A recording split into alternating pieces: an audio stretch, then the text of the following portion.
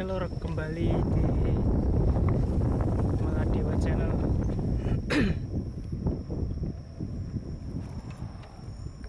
Ini udah sore, sekitar jam 6 lebih.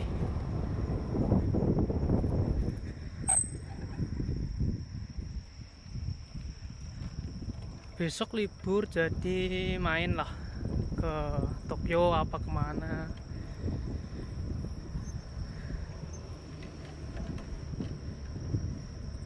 Ini saya mau video perjalanan dari asrama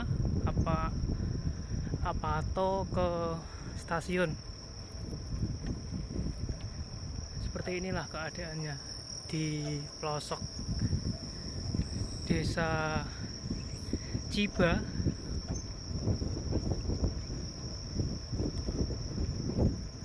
Dari asrama ke stasiun sekitar 6 km. Ya, sepeda 30 menit, cepat itu. Ini agak cepat karena buru-buru, waktunya mepet.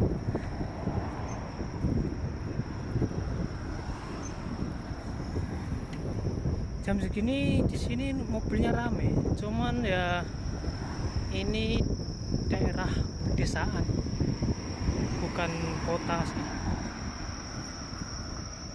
Jalan cukup halus.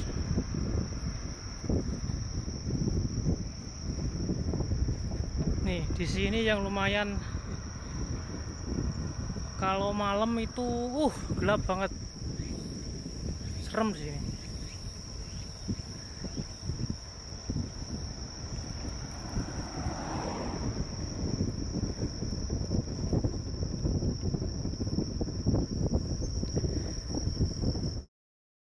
Ya, seperti inilah lingkungan di daerah Kaisa, tempat saya bekerja. Agak di pinggir kota ya, apa di pinggir desa. Samping sana itu jalan tol yang mau ke Chiba. Daerah saya namanya Togane. Ini menuju ke barat, ke stasiun Fukutawara namanya.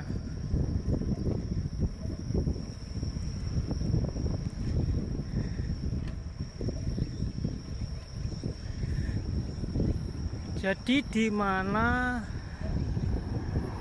para TKI dari Indonesia itu kebanyakan dapat perusahaan yang di pinggir-pinggir desa, di samping gunung, di bawah kaki gunung, atau di kota. Tapi di kota juga di pinggiran.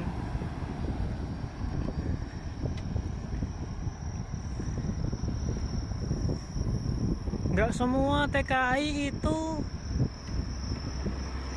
enak di Jepang itu.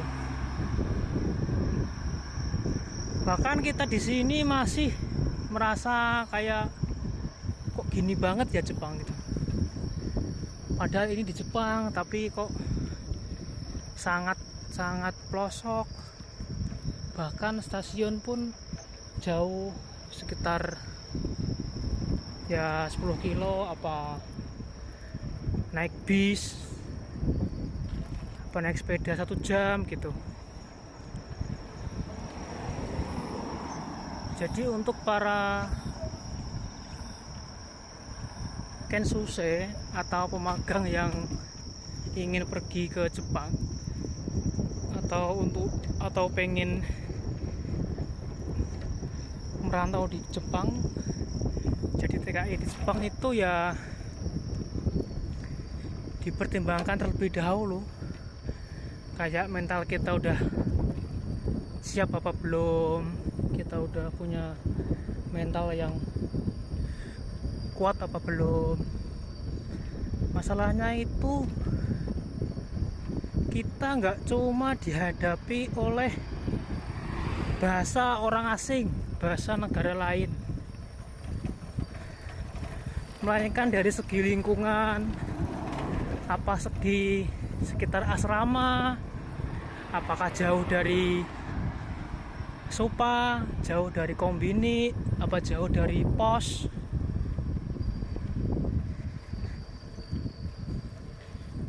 Awalnya kita sih nggak ngerasa ya, ntar kita tuh jauh dari pos apa enggak, kita deket dari supermarket apa enggak, kita nggak tahu. Nah, baru nyampe sini kita baru kaget, oh ternyata perusahaan yang aku kerja di perusahaan ini tuh jauh dari Supa, jauh dari mana-mana lah pokoknya.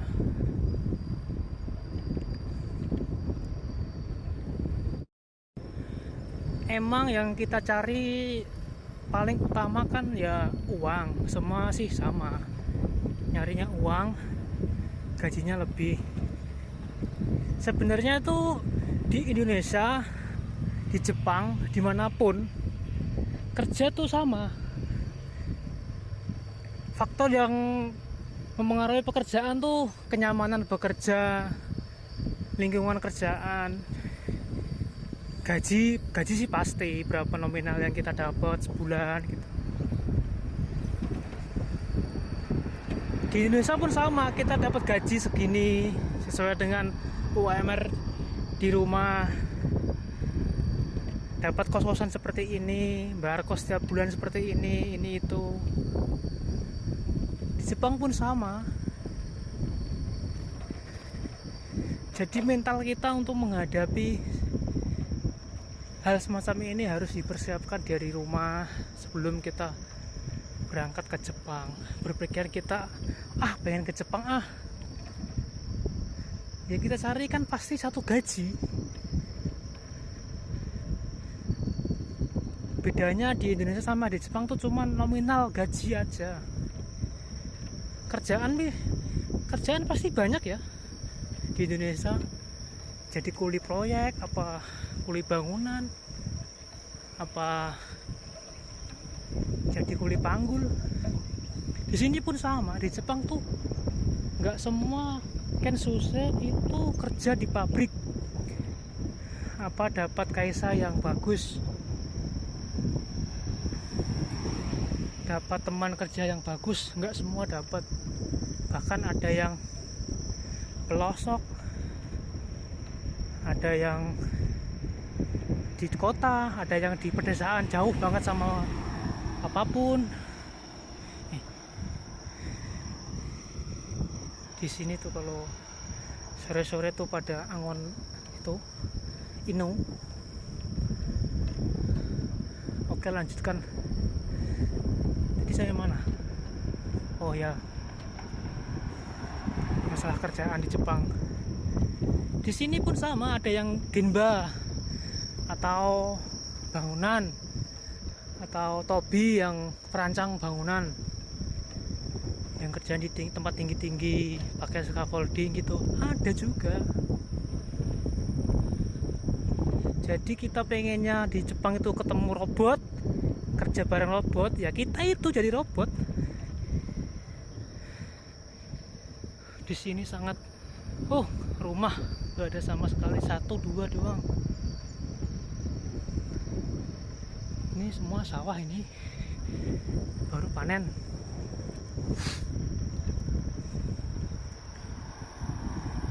Jadi rasanya kerja di Jepang itu yang satu pasti gaji sudah pasti. Kita cuman dapat titel, wah si itu kerja di Jepang, duitnya banyak, gajinya gede. Wah si itu kok bisa sampai Jepang ya. Wah si itu sering ngupload di Facebook tuh jalan-jalan terus di Jepang, lihat bunga sakura, foto sama cewek-cewek Jepang. Itu kan yang terlihat di foto profil, di foto yang kita upload di sosial media, bahkan yang kita upload di TikTok apa di YouTube pun yang bagus-bagusnya aja. Sepil gaji, sepil apa ini itu banyak, cuma kita nggak tahu Awas.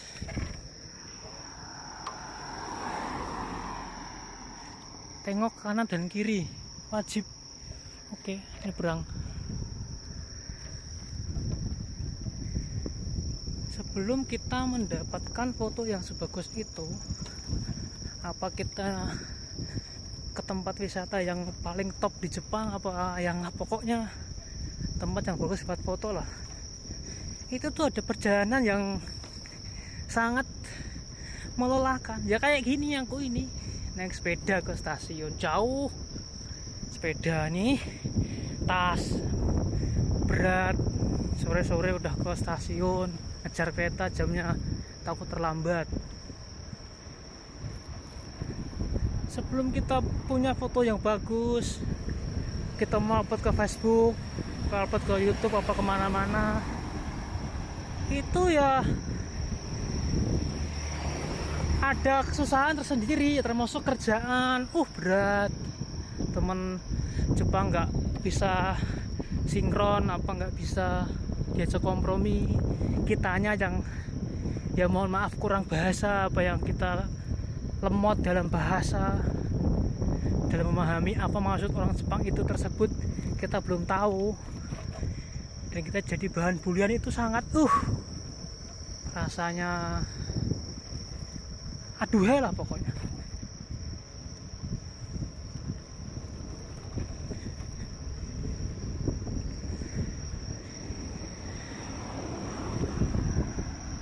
Kalau udah sampai sini tuh hampir nggak ada rumah, itu sawah semua, sawah. Sono jalan tol, penerangan nggak ada sama sekali. Ada nih tiang listrik tapi nggak ada penerangannya. Sawah, ini pohon-pohon apa sih? Pohon apa namanya ini? Kurang tahu. Saya tuh kalau pulang dari stasiun jam 12 malam lewat sini, rasanya kayak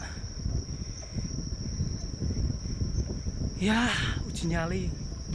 Kita nggak takut begal, cuma takut hewan. Ya amit-amit ketemu hantu di Jepang.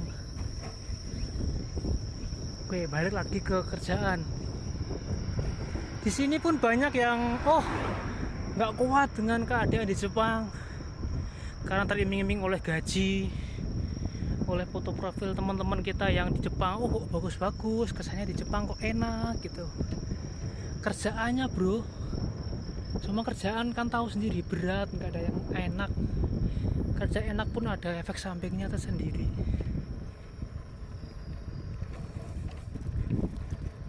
Ya amit-amit lah, ada teman yang bunuh diri, ada teman yang sama dipukuli sama temannya sendiri, orang asing.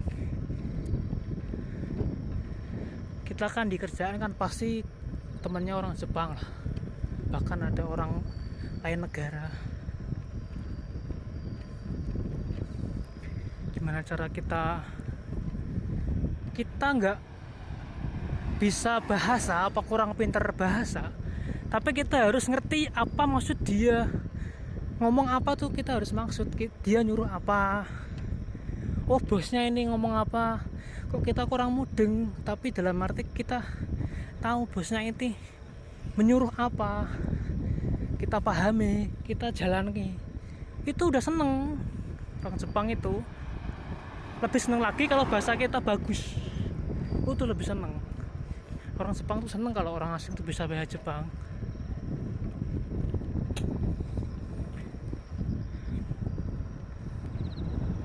Ini sawah semua, hampir nggak ada rumah. Emang nggak ada rumah ini.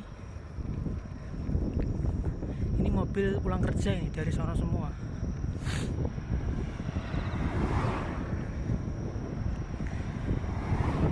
Jadi faktor utama yang bikin kita itu down dalam bekerja, nggak semangat, kita tuh grogi, terus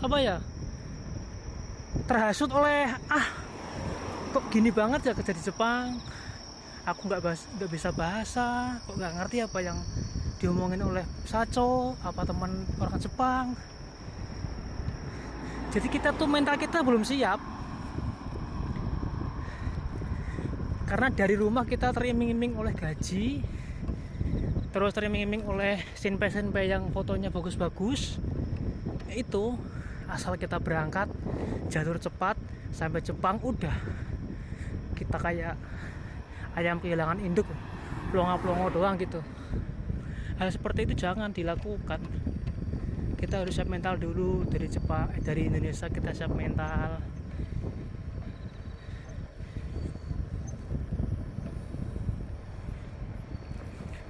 Saya sendiri pun bahasa nggak pinter-pinter banget, ya nggak lancar, taunya bahasa standar aja. Diperintah itu maksudnya apa tahu, paham. Disuruh ambil ini tahu, suruh ngambil itu paham. Terus gini gitu tuh alhamdulillah paham. Tapi di sisi lain nggak bisa bahasa, diajak kaiwa tuh nggak bisa, diajak percakapan sama orang Jepang tuh kurang lihai gitu.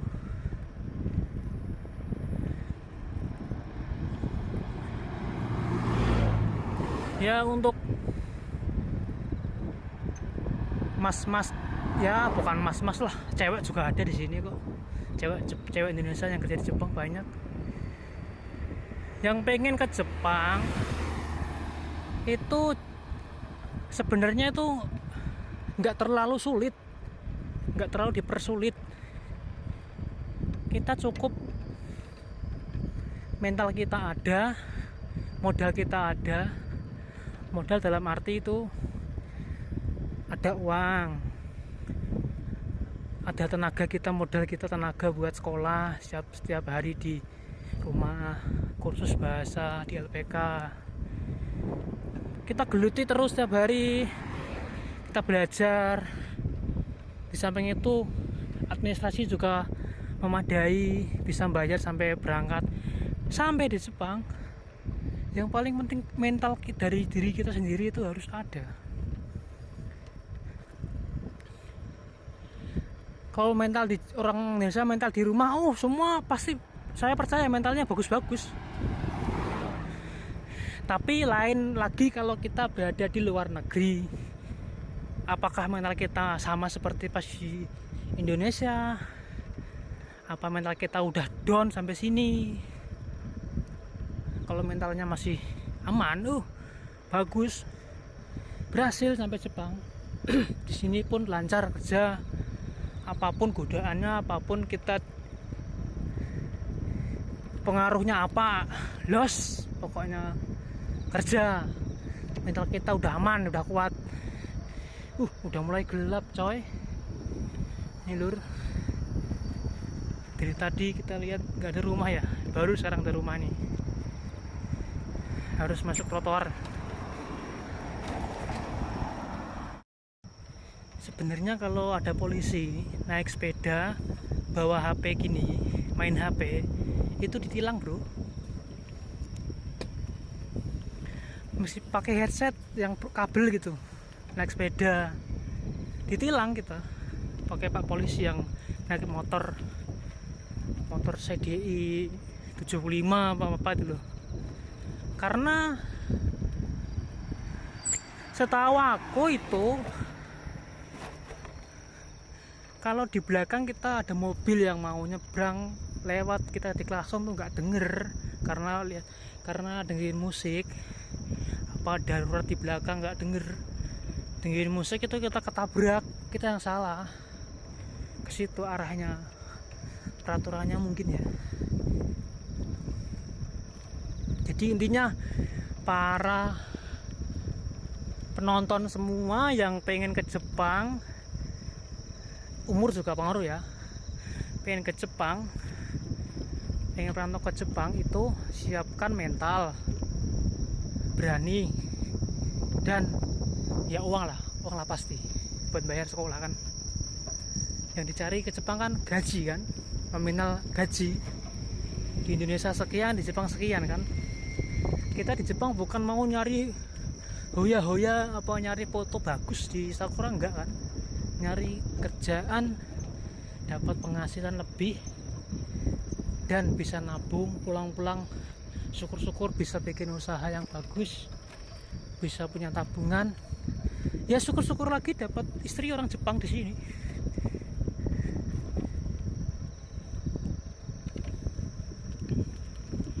Ada juga yang dari swasta ada, terus negeri juga ada, jalurnya juga ada.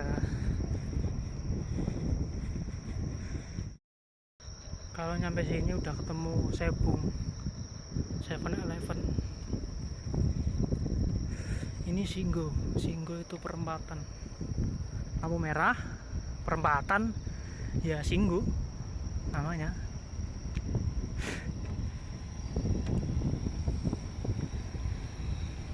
Di sini tuh Sebung kayak rest area, rame. Patuhilah rambu-rambu lalu lintas di Jepang karena rame.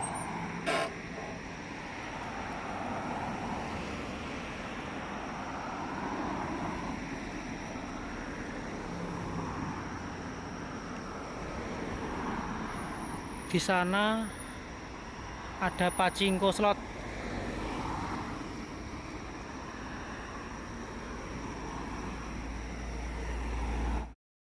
Oke lur, mau sampai stasiun.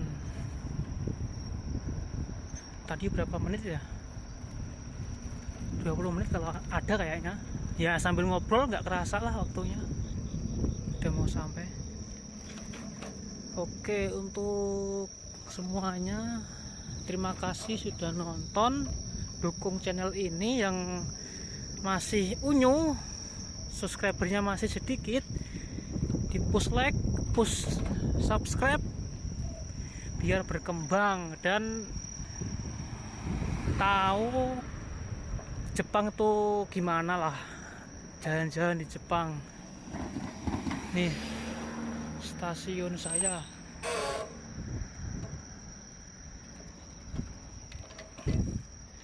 Kok stasiun saya?